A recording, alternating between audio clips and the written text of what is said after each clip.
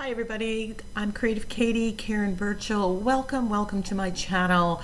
I think this is going to be the last Christmas video of 2023, and I'm going to feature some game-changing techniques. So here are the supplies. I'm going to use a napkin, a couple of stencils, seasonal stencils, some thick gesso, some modeling paste, some excess plies of a napkin, and a wooden cutout from the Dollar Tree. So this beautiful napkin comes from NINNYSNAPKINS.com, link in the description box, and it's called Gnome Carolers. I love this the minute I got it. It has this beautiful border, which was a little bit distracting, so the first thing I did was cut that off. Now, I'm not throwing this out. I am going to use this as a border on an upcoming art journal page. Stay tuned. So on this, I am going to use my 9x12 wood panel. And instead of doing it on the front, I am reversing it and doing a reverse wood panel. That's going to give it kind of a 3D diorama look. So that's the first technique. Now, because it's carolers, I'm thinking I'm going to put some music on the background. So right off the bat, in order to audition and decide on what parts of this napkin I want to use, I'm just rough cutting some of them out, and this just allows me to manipulate it on the art journal page, or in this case a wood panel, and decide, do I want it as it is on the napkin or do I want to change it up?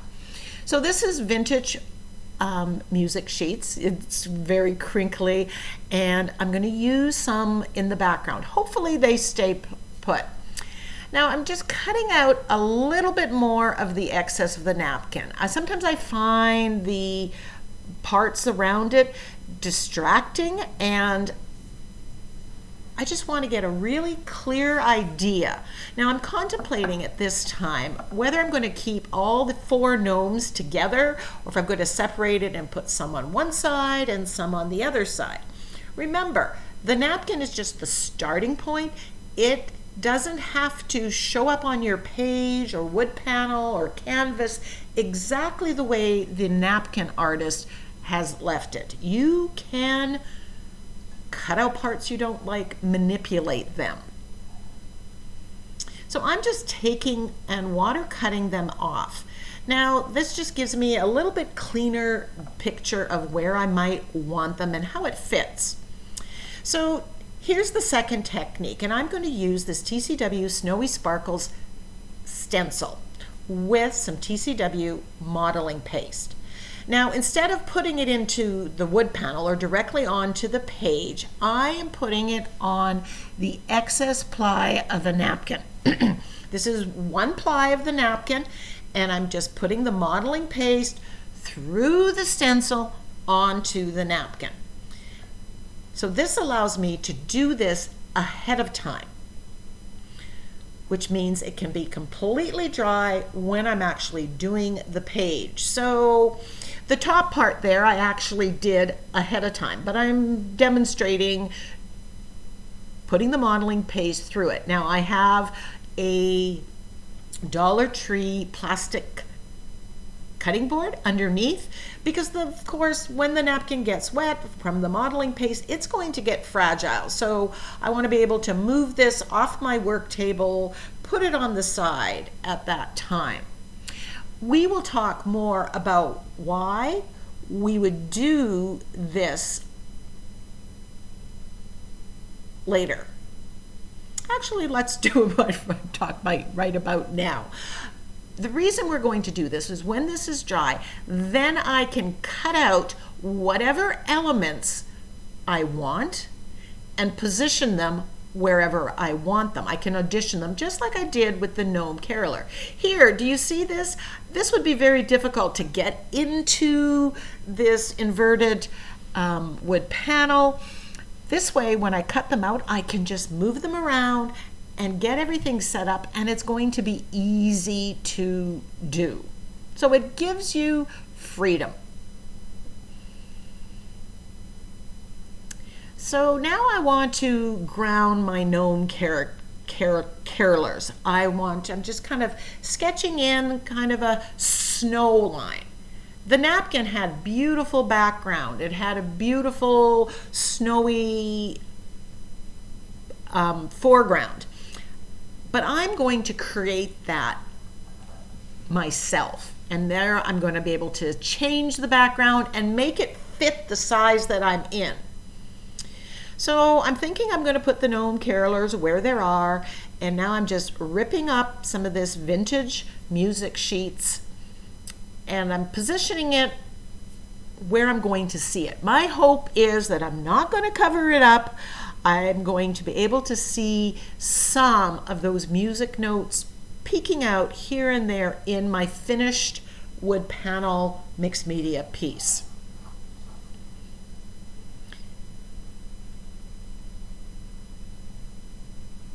Now, full disclosure, this piece, I had a definite plan for what I wanted to do. And then I took a few detours along the way, added a whole lot of other things that I didn't see coming. But you've got to do that. You've got to respond to what the page wants. And once you get going, so here I am just gluing the music sheets down, the collage papers down with some fluid matte medium. I'm putting some underneath and some on top. At this point I'm thinking, okay, I want to make a complete snowbank with the music. I'll be sure to make sure that that shows through. So that was my plan. So now I want to colorize the background. And I'm using some light blue permanent. I have Payne's gray, and I grab some Prussian blue, as well as you're going to see me adding some green there. There's green in the napkin focal image, so I need to bring the green into the background. And I love when I do sky or tree, mixing green with blue. It just seems to really work together. And I want my background to be interesting. And I'm going to build interest into the background. One, I've got the music paper behind, and two, I want different colors and tones. So there's light blue, dark blue, gray blue, green with the blue. Adding more texture, I'm just taking and dabbing my baby wipe there. Now the wood panel, I did give it a couple coats of gesso, and I tend to do that in a stash builder time. I will do multiple wood panels or canvases. Here I'm taking some white gesso and painting it over top of what I am calling the ground or the snow, and dabbing off some because I do want to see, at this point, my plan is to see the music in the ground to tie in with the caroler scene. My background is a little bit dark, so I'm giving it a wash of white gesso just to knock back the bright, bright blues. I don't want the background to be stronger than my focal image.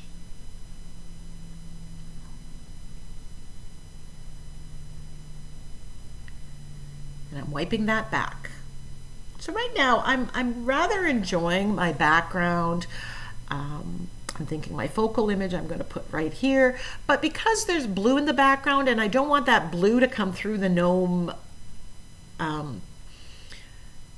beards, I'm going to adhere the napkin to this iron-on decoupage paper that I've created. And I'll link that video where I talk about that process. I'm cutting off the excess, and then once my iron is all heated up, I'm just putting a little bit here. I cut it a little too short. I'm going to put a piece of parchment paper over and iron it. Now this means that the blue or whatever is in the background isn't going to show through. So once that's done, I can do my fussy cutting. And no, I'm not going to bore you with watching me do all my fussy cutting.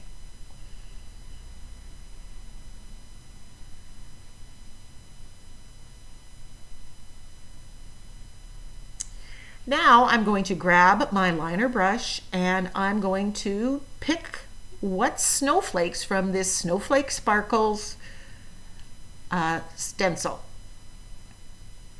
I'm just going to cut them out, and then once I have a pile of them, I can take them to my wood canvas and position them and play with my composition, worry-free, figure out exactly what I want, which you can't do if you were putting the modeling paste right on. One, if you made a mistake with the modeling paste, it squished or it didn't give you a perfect stencil.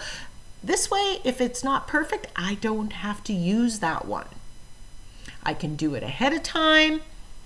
So this modeling paste technique really works. At this point, I have decided to change my position of my carolers. So now I'm putting them more in the middle of my wood panel.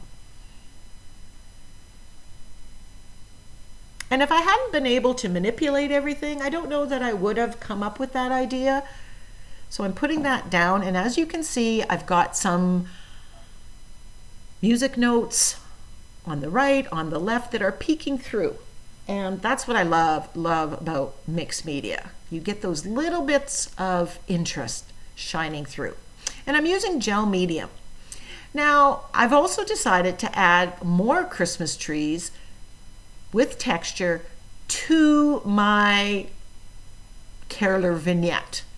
And so I am grabbing another excess ply of napkin, putting on modeling paste, and once I have that out, I do multiples. I'm going to do this stencil 4 times. And what I don't use on this project will simply go into my stash and will be used for other projects. I tend to use things that I know will have more universal use. A Christmas tree or a spruce tree can be added to a winter scene or a Christmas card or anything. So again, now I can take all my elements and play with them. Make some decisions about where I want them, how they fit.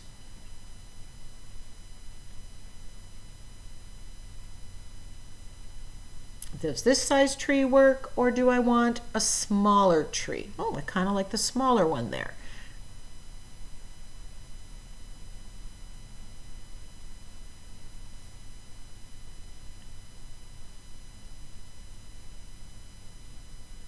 This will also allow you, using that modeling paste technique on the napkin ply, you could do it on that and have it cut out and do art journaling or creating with your child. And then they don't have to fuss with the modeling paste. They can just take the elements and use them. Now, the modeling paste, or now I'm gluing it down with fluid matte medium. I'm putting a lot of fluid matte medium under there. The napkin ply that goes in between goes completely translucent, so you see the color shining through, and you don't see the edge, especially when you use a water brush or a liner brush and water cut the element out.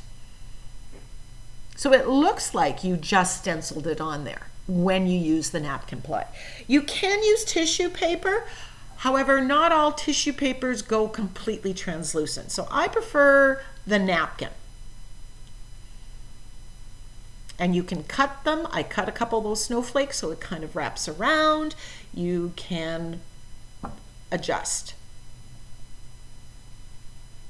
So these snowflakes and the trees are 3D. You can paint them. I opt not to because I want that white color.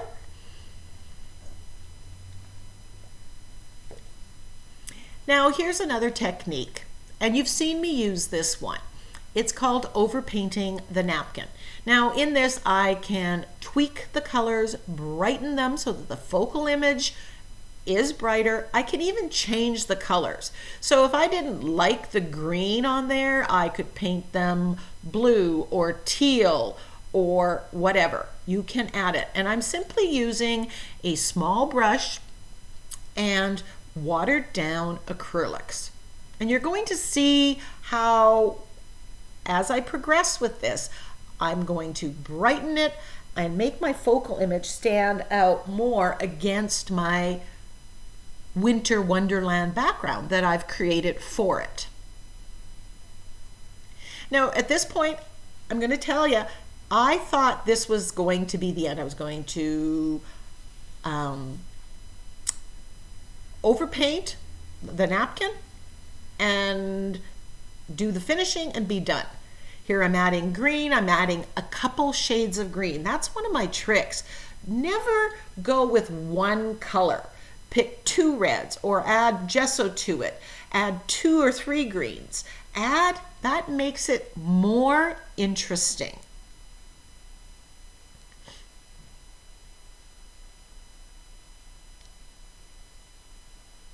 This gnome caroler napkin would make beautiful cards. You could isolate, 2 of them and put them on a wood round to make either a coaster or a Christmas tree ornament.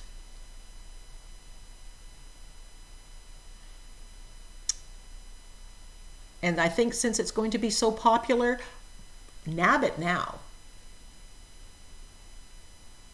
Here I'm painting the brown and just deepening the color. It was a little too muted before, but I don't have to leave it the way the artist intended to leave it. This makes it my own. So overpainting is a great technique. And if you're worried you're not going to get it exact, don't worry so much. No one's going to have the napkin to compare it with.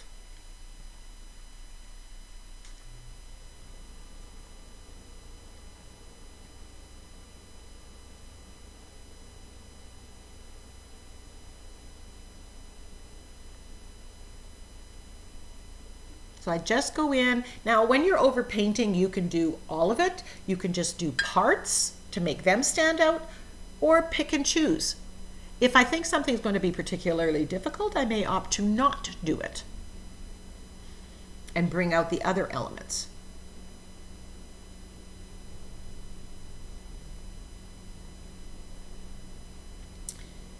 And here I'm just adding whitening and brightening. Right? So I've changed the pattern on his toque. I've changed or added things, making it your own. Here I'm using a very fine liner brush and using white acrylic paint and doing the beard, making it look, whitening those or brightening the white on the beard. And again, this is giving it that painterly look. You're making it your own.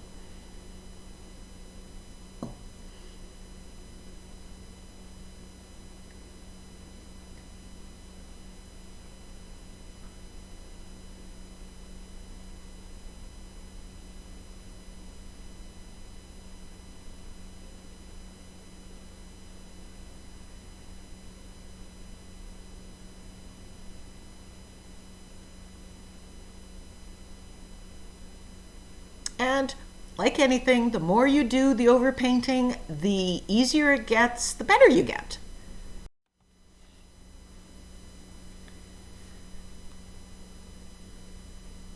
Now I'm painting the noses, just using some craft paint. I just buy flesh colored craft paint, then I don't have to worry about mixing it. One little container lasts a long time. Here I'm just adding some red bulbs, and again, that napkin had some red bulbs in it. I'm adding a few more, making it my own, making it unique.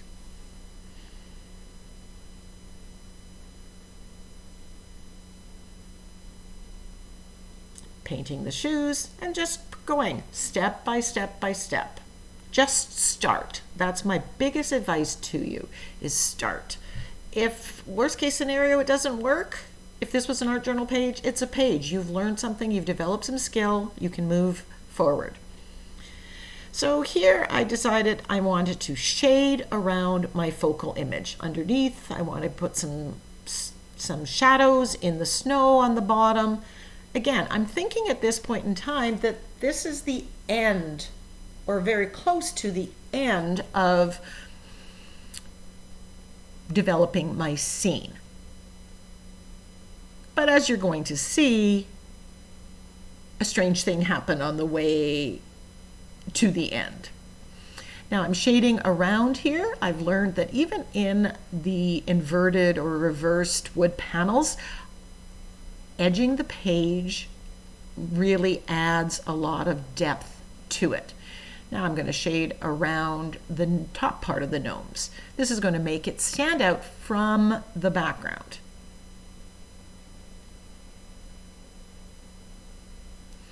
So this shading technique is called floating acrylic. I use an angle brush and black acrylic paint. I will link that video. I have a tutorial if you want to learn it. It's a great technique to get a handle of. Once you perfect it, you'll be able to use it on every page, and using acrylic paint, which is permanent when it's dry. So now I'm painting the inside of my wood panel to complete the vignette. And I'm using saran wrap to stamp in it. I don't want it plain.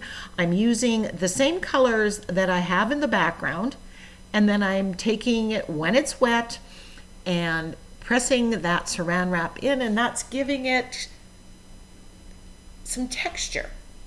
So again, it's not just plain ordinary. So you could use that technique on any art journal page background or mixed media piece. I plan on painting the frame red, so I don't want that blue around it.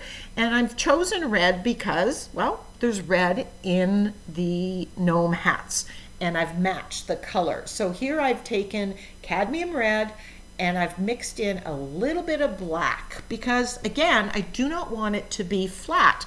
I want some depth to the color, and we're going to add to this. So this really made it pop. And this is one of the reasons I like using these inverted wood frames. You could do the same with an inverted canvas. So now we're going to use the thick gesso, or you could use modeling paste. And I'm just taking the palette knife and my finger, and I've decided to make texturized snow on the bottom. So the original idea was to have the music showing, and I decided that I wanted textured snow. Now I wouldn't necessarily do this on an art journal page, but because this is a piece, a home decor piece, I add that to it. Now I'm stamping the word Silent Night using my letter wooden blocks. And I'm using a Ranger blending foam, putting some white paint in there and using that as a stamp pad. So if I make a mistake, I can erase. I can get a baby wipe and wipe it off and redo it, which you can't do if you're using archival ink. So, and again, this allows me to use any color. I chose to use white because I wanted the sentiment there, but I didn't want it so bold. I wanted it more peaceful and calming. Here I'm taking some black acrylic paint on a Ranger blending foam, and I'm going over the wood panel. I'm darkening the edges, kind of grunging up the frame. A lot of times in the past when I've done a frame, I add texture to the frame. I opted not to do it, but I did not want it to look so flat. I wanted it to look like I dry brushed it, or that it was more vintage. And then I looked across the room and I saw these dollar store mixed media ornaments that I had made in a previous video. And you can go find that video, I will link it. And I decided I'm going to add another 3D element to it. I'm going to take a combination of these trees and kind of make it like a diorama. So you can get those wooden cutouts that the Dollar Tree and Dollar Store have. I've even seen them in like Home Depot and stuff. They have packages of them. Nab them. They have sea ones. These are Christmas trees. There were gnome ones, snowflakes. I'm gluing this down with E6000. Is that E6000 or E600? Gluing that down. This is giving a 3D effect. Now the hole that is meant for an ornament, I'm just filling with modeling paste so it disappears. You could leave it. This is me being very picky.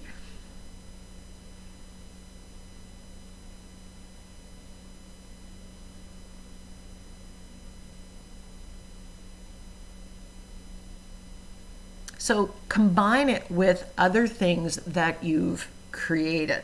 And there we have our finished mixed media home decor piece. 3D, this sits in my bathroom with other gnomes. I love it. What do you think? Is this something you would try? Oh, I give it a coat of polyacrylic, Minwax polyacrylic varnish in satin. Thank you so much for joining me. As always, go get creative.